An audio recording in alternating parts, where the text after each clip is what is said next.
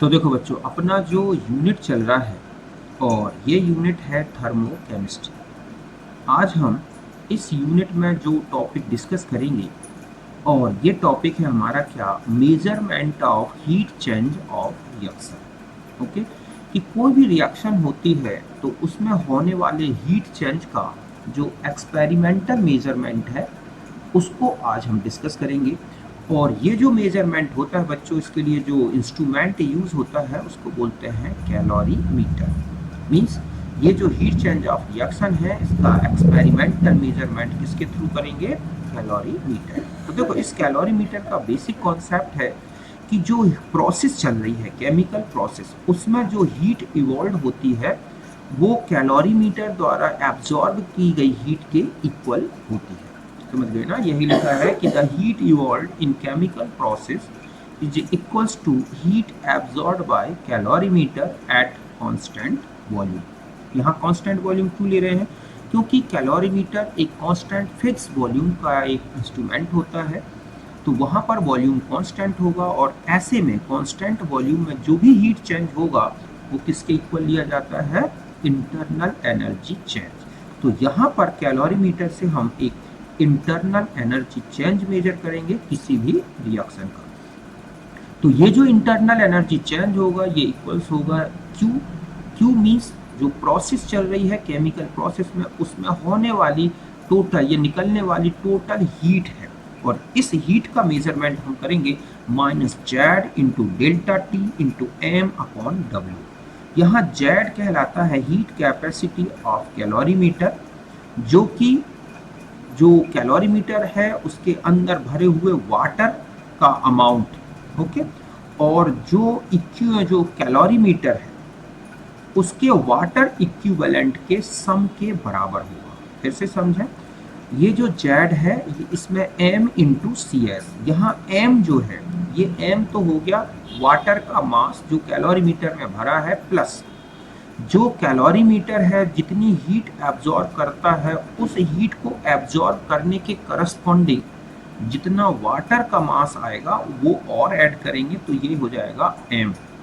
और C S है water की स्पेसिफिक हीट, तो यही लिखा है कि WH2O means mass of water in calorimeter, और WEQ ये है amount of water which absorb heat equivalent the calorimeter.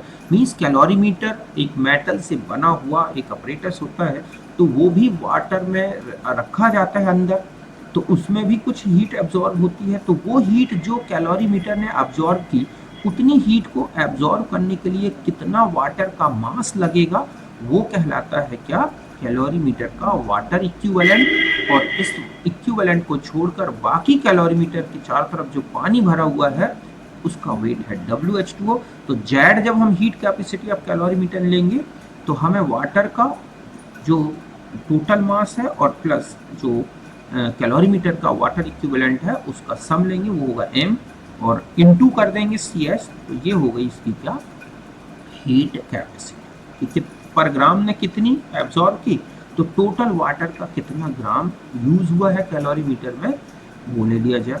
और m यहाँ पर है molar mass of substance which burned in calorimeter, तो कितना सब्सटेंस आप कैलोरीमीटर में जला रहे हैं उसमें, ठीक है, सॉरी, किस सब्सटेंस को आप कैलोरीमीटर में जला रहे हैं उसका मोलर मास।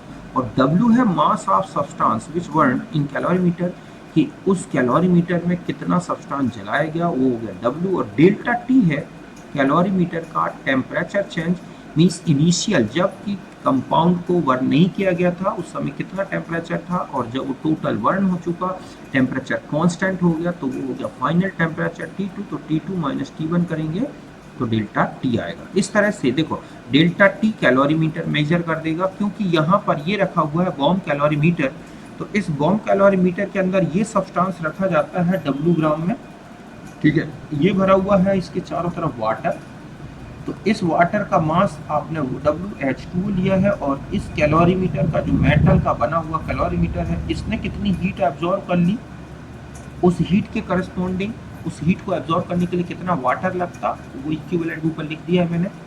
साइड में लगा हुआ है थर्मोमीटर, ये मेजर करेगा कि टेम्परेचर में कितना चेंज आया है। यहाँ वो सब्सटेंस रखा जाता है जिसको हम बर्न करना है, जिसका हीट चेंज मेजर करना है, और ये इलेक्ट्रोड के थ्रू इसको जलाया जाता है। यहाँ से ऑक्सीजन एक्सेस में भर दी जाती है कैलोरीमीटर के अंदर, ताकि जितना भी ऑक्सीडेशन में ऑक्सीजन की ज़रूरत है वो कंप्लीट रहे। और एक स्टरर लगा हुआ है जिससे पानी को अच्छी तरह से स्टर किया जाता है, ताकि टेम्परेचर वाटर का एक सा हो जाए।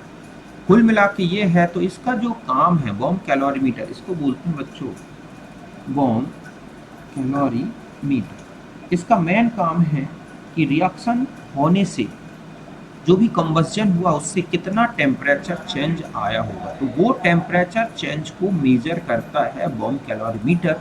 बाकी वाटर का मास, ठीक है, इसमें जो सब्सटेंस रखा है इसका मास, ये सब, और ऑक्सीजन, ये सब कुछ तो नोन होते हैं। केवल हमें कैलोरीमीटर से मेजर करना है, तो वो है कि इस कंबस्जन में कितना हीट चेंज हुआ और कितना टेम्परेचर उसके करस्पॉन्डिंग चेंज हुआ, वो मेजर। बात समझ गए ना? तो सिर्फ ये फॉर्मूला अच्छे से याद रखना है, Q equal to minus Z into delta T into M upon W. Z कई बार क्वेश्चन में डायरेक्ट दे दिया जाएगा, आपको वाटर इक्विवेलेंट, वाटर का मास ना देख के डायरेक्ट लिखा होगा कि हीट कैपेसिटी ऑफ कैलोरीमीटर इतना है, तो सीधा रख दें आप। डेल्टा टी आपको टेम्परेचर चेंज बताया जाएगा, किस सब्सटेंस को लिया गया है, उसका मोलर मास आपको दे रखा होगा, कितने ग्राम लिया है, और इस तरह से Q निकाल लेंगे। और अगर हमें Q पता है तो हम जानते हैं कि डेल्टा H निकालना है, तो delta E plus delta NG are.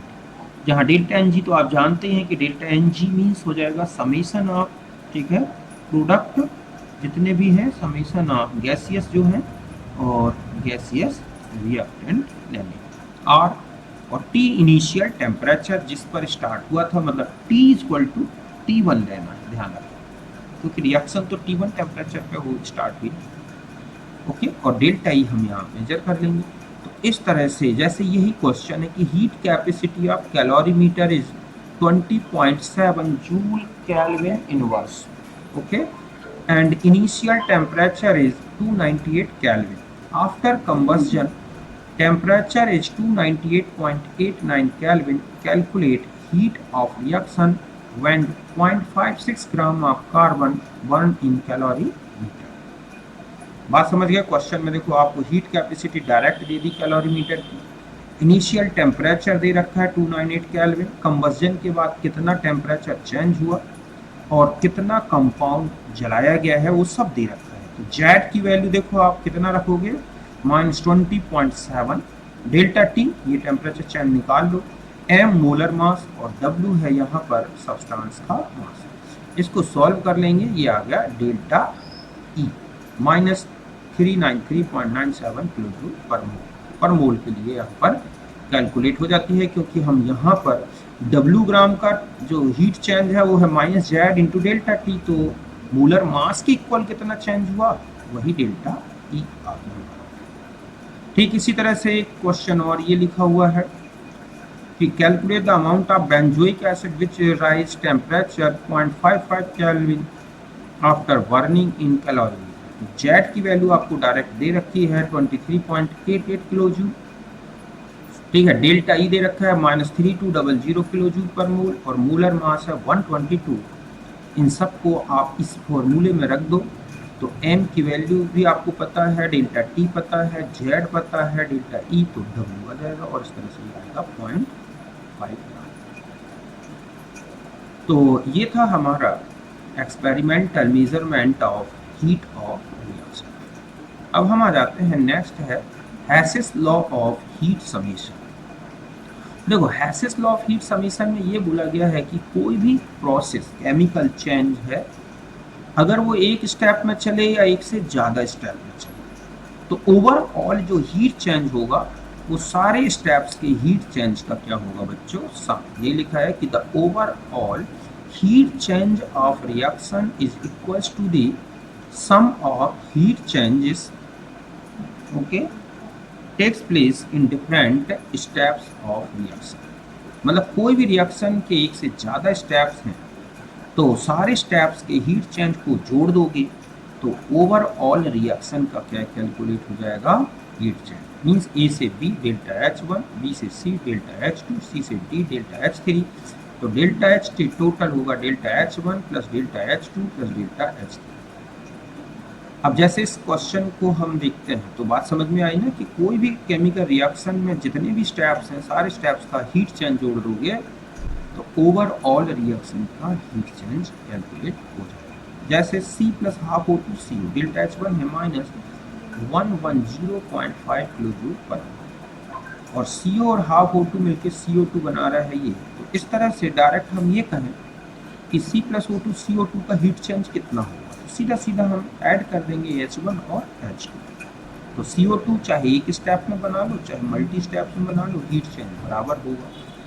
यही है हेल्स लॉ ऑफ हीट चेंज। इसके जो कैलकुलेशन एप्लीकेशंस हैं तो आप देखोगे calculation of heat change of particular reaction. एक पर्टिकुलर कोई रिएक्शन आपको दे दी गई है, उसका हीट चेंज कैलकुलेट करना है, लेकिन अगर उस पर्टिकुलर रिएक्शन के लिए अलग अलग स्टेप्स दिए गए हैं तो हम उन अलग अलग स्टेप्स को इस तरह लिखेंगे कि उनका सम जो आपको एक पर्टिकुलर रिएक्शन दी गई है उसके इक्वल हो जाए। ये लिखा कि heat change of particular reaction equal to the sum of heat change of different steps which are related to given particular reaction. कि आपको एक पर्टिकुलर रिएक्शन के लिए हीट चेंज पूछा जाएगा, उसके उस रिएक्शन से रिलेटेड जो स्टेप्स हैं वो आपको क्वेश्चन में दे दिए जाएंगे। आप उन दो इक्वेशंस को या तीन इक्वेशंस जितने भी हैं उनको इस तरह लिख लो कि उनका सम जो आपको रिएक्शन दी गई है उसके इक्वल आ जाए। जैसे C plus O2 CO2 delta H1 है माइनस F, फिर लिखा 2CO plus O2 2CO2 delta H2 है माइनस Y।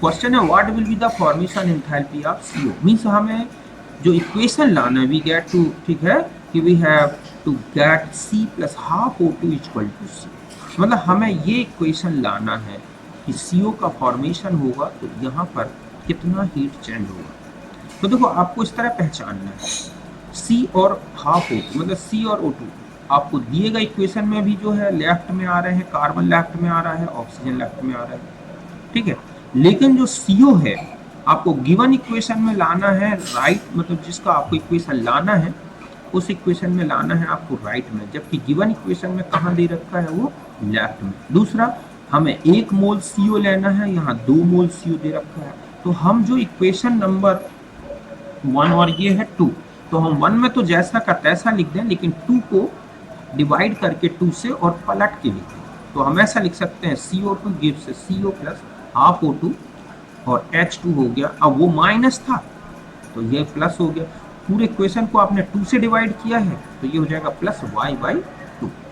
तो आप देख रहे हैं कि दोनों इक्वेशन को, मतलब पहले को सेम लिखा दूसरे को पलट के, ठीक है, और फिर उसे 2 से डिवाइड करके, तो जिस तरह से आप जो भी मल्टीप्लाई कर रहे हो इक्वेशन में या डिवाइड कर रहे हो, ध्यान रखें जो आपको हीट चेंजेस दिए गए हैं उनमें भी वो मल्टीप्लाई या डिवाइड होगा। और इस तरह से आपने इक्वेशन ला लिया C plus half O2 equal to CO, तो delta H2 equal to H1 H2, और इस तरह से इसको न्यूमेरिकली सॉल्व करेंगे। ध्यान रखें जो भी इक्वेशन आपको दी गई है जिसके लिए आपको हीट चेंज निकालना है उससे रिलेटेड आपको इक्वेशंस दे रखे होंगे, उन इक्वेशंस को आपको देखना है कि उनको क्या किया जाए, किस तरह से ऐड करें, सब्ट्रैक्ट करें, मल्टीप्लाई करें कि हमें जो इक्वेशन डिजायर्ड इक्वेशन लाना है वो हमें मिल जाए। ऐसा करने के लिए आप इक्वेशन को डिवाइड कर सकते हैं, मल्टीप्लाई कर सकते हैं, उनको रिवर्स कर सकते हैं, और ऐसा करोगे तो हीट चेंज के साइन भी चेंज होंगे। डिवाइड करोगे, मल्टीप्लाई करोगे तो जो भी नंबर आप ऑपरेटर यूज़ कर रहे हैं उसी हिसाब से हीट चेंज में भी वो यूज़ होगा, ठीक है।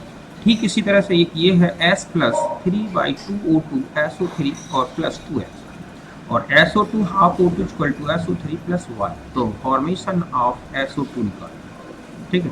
तो S plus 3/2O2 SO3 delta H1 है माइनस 2X, हमने इक्वल में लिख दिया ये, और SO3 से SO2 प्लस हाफ O2, तो देखो ये इक्वेशन दे रखे हैं और आपको निकालना है SO2 का फॉर्मेशन, मीन्स आपको जो इक्वेशन लाना है, ठीक है, कि ये इक्वेशन लाना है कि S plus O2 equal to SO2, तो इसमें डेल्टा H टोटल कितना है। तो आप इन दो इक्वेशन को क्या करो कि इनसे ये इक्वेशन बन जाए। तो देखो पहले वाली इक्वेशन में तो कुछ चेंज ना करें, दूसरे इक्वेशन को बस पलट के लिख दो, तो SO3 इस तरफ आ गया, तो SO2 प्लस हाफ O2। मैंने पलटा क्यों इसको, क्योंकि हमें SO2 को प्रोडक्ट की साइड में लाना है, ठीक है। तो इस तरह से SO3 कैंसिल हो जाएंगे और फिर इन दोनों को ऐड कर दो। ये साइन यहाँ प्लस करके लिखे गए थे, जोड़ के इक्वल में करोगे तो माइनस था। तो देखो इस इक्वेशन को जब आप पलटोगे तो ये इक्वेशन हो जाएगा, ठीक है। ऐसे करेंगे तो SO2 प्लस हाफ O2 तो y माइनस में था, फिर वो प्लस में आ जाएगा, ओके। इसीलिए वो ऐसा कर दिया गया है। तो इस तरह से डेल्टा H टोटल हो गया आपके पास delta H1 plus delta H2। यहाँ तक बात क्लियर है अच्छी तरह से। ठीक इसी तरह से ये इक्वेशन लिखा है कि half H2 plus half O2 H2, sorry H2 plus half O2 H2 और डेल्टा H1 है -6 है। K solid plus H2O plus aqueous, तो KOH aqueous plus half H2 plus H2 -48 और KOH solid plus aqueous KOH aqueous delta H3 -48। पूछा गया calculate the formation enthalpy of KOH, means हमें जो equation लानी है वो है K solid plus half H2 plus half O2 KOH और, तो देखो सीधा सीधा है कि सॉलिड के लेफ्ट में है, लेफ्ट में रखना है, H2 लेफ्ट में है, लेफ्ट में ही रखना है, O2 लेफ्ट में है, लेफ्ट में। केवल हमें KOH को कहाँ ले जाना है, राइट हैंड साइड, ओके।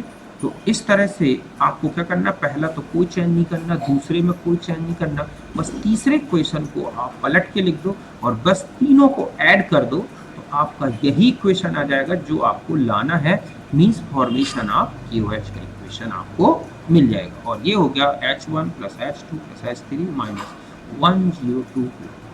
बात क्लियर है अच्छी तरह से।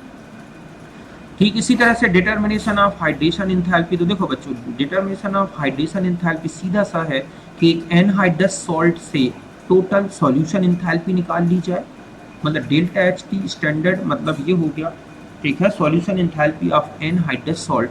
तो ये जो solution enthalpy of anhydrous salt होगा, ये सॉल्ट की हाइड्रेशन एंथैल्पी और हाइड्रेटेड सॉल्ट की सॉल्यूशन एंथैल्पी के सम के क्या होगा बच्चों, बराबर, means delta H T equal to delta H1 plus delta H2। क्यों, क्योंकि सॉल्ट को डायरेक्ट डिसॉल्व करके सॉल्यूशन एंथैल्पी निकालो या उसको पहले हाइड्रेशन और फिर सॉल्यूशन एंथैल्पी निकालो, ये बराबर हो गया अकॉर्डिंग टू हेस लॉ। और इस तरह से आपने निकाला कि कॉपर सल्फेट जैसे है एनहाइड्रस, इसकी सॉल्यूशन एंथैल्पी है -66.4 किलो, ठीक है, एक्सेस वाटर में रखा गया। तो हमें delta H1 means hydration enthalpy calculate करनी है कि ये कितनी है, ठीक है।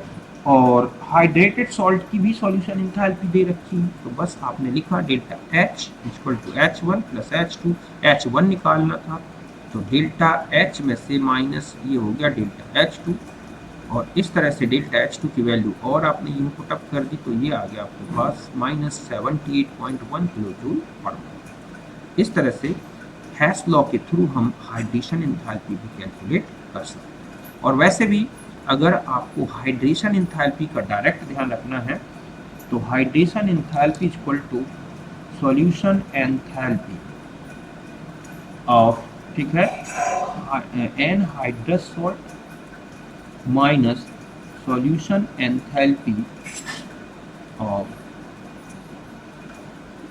हाइड्रेटेड सॉल्ट, इससे सीधा निकालें, ठीक है, क्योंकि जो डिफरेंस आएगा हाइड्रेटेड और एनहाइड्रेटेड सॉल्ट की सॉल्यूशन एंथैल्पीज का वो ड्यू टू हाइड्रेशन, ओके। फिर आ जाते हैं डिटर्मिनेशन ऑफ ट्रांजिशन एंथैल्पी की। एक जो एलोट्रॉपिक फॉर्म है अगर वो दूसरे एलोट्रॉपिक फॉर्म में चेंज होता है तो इस प्रोसेस में कितना एंथैल्पी चेंज होगा, तो जैसे इसको भी हम हेस लॉ से निकाल सकते हैं। तो जैसे ग्रेफाइट को डायमंड में चेंज किया जाए तो हमें दोनों की, ग्रेफाइट की और डायमंड की कंबस्जन एंथैल्पी दे रखी है, सपोज ये है। अब आपको लाना है ग्रेफाइट टू डायमंड, तो पहले में से दूसरा माइनस कर दो, यही आ जाएगा आपका X2 माइनस X1, इसकी क्या आ जाएगी ट्रांजिशन एंथैल्पी। तो बहुत ईजी है ना। और एक लास्ट बचता है थर्ड लॉ ऑफ थर्मोडायनामिक्स। तो देखो बच्चों third law of thermodynamics is related to entropy of crystalline solid, ठीक है, एट 0 केल्विन टेम्परेचर। इससे रिलेटेड है कि अगर किसी भी क्रिस्टल की एंट्रोपी का टेम्परेचर के साथ वेरिएशन दिया जाए तो इससे रिलेटेड है थर्ड लॉ। तो इसने ये कहा है कि a substance which is perfectly crystalline, ठीक है। At absolute zero of temperature has an entropy of zero. मतलब इसने ये कहा है कि एब्सोल्यूट जीरो टेम्परेचर में जो परफेक्ट क्रिस्टलाइन सॉलिड होगा उसकी जो एंट्रोपी होगी वो जीरो होगी। मतलब जीरो केल्विन पर क्रिस्टलाइन सॉलिड, मतलब परफेक्टली क्रिस्टलाइन सॉलिड की एंट्रोपी क्या होगी? जीरो। यही है थर्ड लॉ ऑफ थर्मोडायनामिक्स। इसमें जो एस टी है ये है एब्सोल्यूट एंट्रोपी, ठीक है, एट एनी टेम्परेचर। तो हम इस फॉर्मूले से जो के सॉलिड्स हैं या क्रिस्टलाइन सॉलिड है या कोई सब्सटेंस है उसकी हम एंट्रोपी किसी गिवन टेम्परेचर पे भी निकाल सकते हैं। ये है थर्ड लॉ ऑफ थर्मोडायनामिक्स। इसका ज़्यादा डिटेल हमारे यूज़ का नहीं है, बस इतना याद रखना है कि ये लॉ है क्या। तो a substance which is perfectly crystalline at absolute zero of temperature has an entropy of zero। बस इतना सा। एक होती है रेसिडुअल एंट्रोपी। कई सब्सटेंस ऐसे हैं जो अपने जीरो केल्विन टेम्परेचर पर भी, एब्सोल्यूट जीरो केल्विन पर भी अपनी एंट्रोपी जीरो नहीं रखते। ऐसे सब्सटेंस की जो एंट्रोपी मिलती है किस पर, कि एब्सोल्यूट जीरो केल्विन टेम्परेचर पर, तो उसको बोला जाता है रेसिडुअल एंट्रोपी। मतलब if substance possess entropy at absolute zero temperature, this entropy is called residual entropy। Residual entropy अब जैसे एग्जांपल है CO की 5 जूल केल्विन इनवर्स है। ये इसलिए होता है कि क्रिस्टल के अंदर CO CO CO इस तरह से मॉलिक्यूल अरेंज होनी चाहिए, लेकिन इन मॉलिक्यूल में थोड़ा सा एनर्जी डिफरेंस बहुत कम होता है, तो जिसके कारण ये CO CO OC OC इस तरह से अरेंज हो जाते हैं। तो अरेंज तो अच्छी तरह से है, फिर भी थोड़ा सा डिसऑर्डर आ गया। तो इसलिए एब्सोल्यूट जीरो पर भी कई सब्सटेंस इस तरह की रेसिडुअल एंट्रोपी शो करते हैं। कुल मिला के ये था हमारा थर्मोडायनामिक्स का पार्ट जो फिनिश हो गया बच्चों। ओके, इसको एक बार अच्छी तरह से समझेंगे तो आपका एक एक पॉइंट क्लियर हो जाएगा। ठीक है, फिर मिलेंगे नेक्स्ट यूनिट में।